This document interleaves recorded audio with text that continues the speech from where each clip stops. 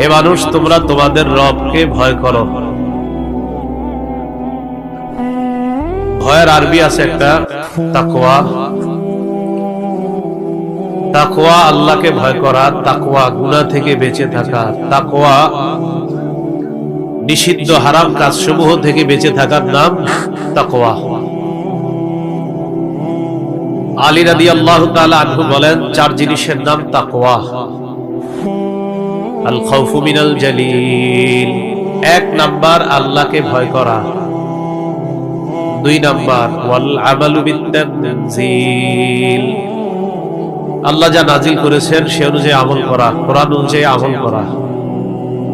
তিন নাম্বার ওয়াল কানাআতু বিল কলিল, অল্পে তুষ্ট থাকা। চার নাম্বার ওয়াল ইস্তিআদাদু লিয়াউমির রাহিল, আখিরাতের জন্য প্রস্তুতি নেওয়া, আখিরাতের ফিকির করা, এটার নাম তাকওয়া। আখিরাতের ফিকির যখন মানুষের মাঝে তৈরি হয়ে যাবে, তখন মানুষ গুনাহ ছেড়ে দেওয়া তার জন্য সহজ হয়ে যায়, তখন সে গুনাহ করে না। গুনাহটা তার জন্য